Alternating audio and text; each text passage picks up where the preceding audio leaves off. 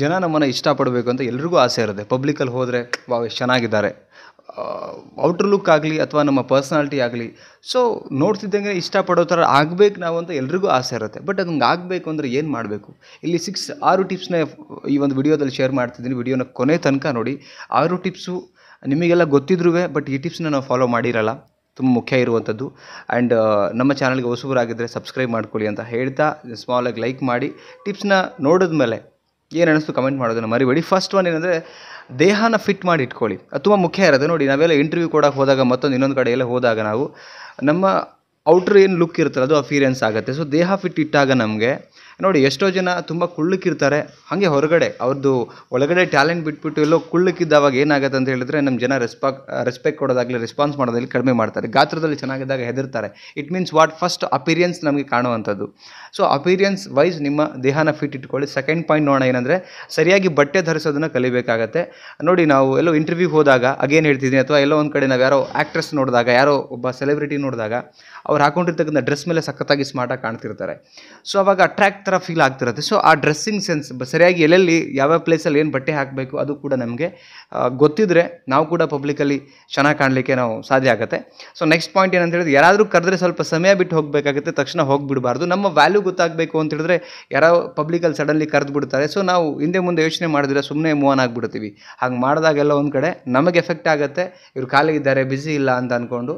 So ನಮ್ಮ ವ್ಯಾಲ್ಯೂಸನ್ನು ನಾವೇ ಕಳ್ಕೊಳ್ತೀವಿ. ಹಾಗೆ ಮಾಡಬೇಡಿ.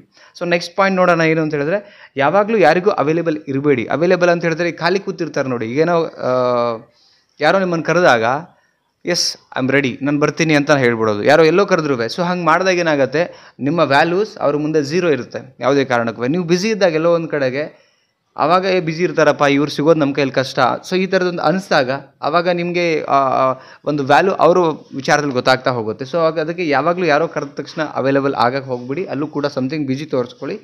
ನೆಕ್ಸ್ಟ್ ಪಾಯಿಂಟ್ಸ್ ಏನಂದರೆ, ಜನಗಳ ಮಧ್ಯೆ ಮೂರ್ಖತನ ಮಾತಾಡೋಕ್ಕೆ ಹೋಗಬೇಡಿ. ಸಿಚುವೇಶನ್ ವೈಸ್ ಎಲ್ಲಿದ್ದೀನಿ, ಸೊ ಏನು ಸಿಚುವೇಶನ್ ಇದೆ, ಏನು ಮಾತಾಡಬೇಕು, ಏನು ಪದಗಳನ್ನು ಬಳಸಬೇಕು, ಅದು ತುಂಬ ಮುಖ್ಯ ಇರುತ್ತೆ.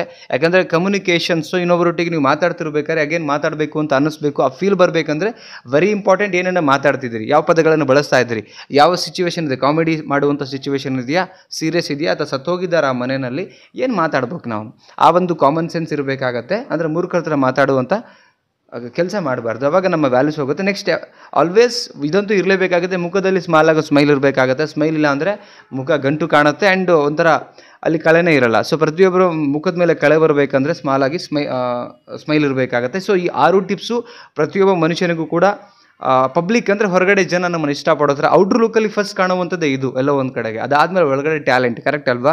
ಸೊ ಇದು 6 ಟಿಪ್ಸು ನಿಮಗೇನು ಅನ್ನಿಸ್ತಾ ಇದೆ? ಸೊ ಜಸ್ಟ್ ಕಮೆಂಟ್ ಮಾಡೋದ್ರ ಮುಖಾಂತರ ಕಮೆಂಟ್ ಸೆಕ್ಷನ್ ಖಾಲಿ ಇದೆ, ಕಮೆಂಟ್ ಮಾಡಿ ಅಂತ ಹೇಳ್ತಾ, ಆ್ಯಂಡ್ ವಿಡಿಯೋಗೆ ಒಂದು ಲೈಕ್ ಮಾಡಿ. ವಿಡಿಯೋ ಇಷ್ಟ ಆಗಿದ್ದರೆ ಎಲ್ರಿಗೂ ಶೇರ್ ಮಾಡಿ. ಚಾನಲ್ಗೆ ಹೊಸಬರಾಗಿದ್ದರೆ ಸಬ್ಸ್ಕ್ರೈಬ್ ಮಾಡಿ, ಸಪೋರ್ಟ್ ಮಾಡಿ. Thank you so much. ಮತ್ತೊಂದು ಟಾಪಿಕಲ್ಲಿ ಸಿಗ್ತೀನಿ. ನಮಸ್ತೆ.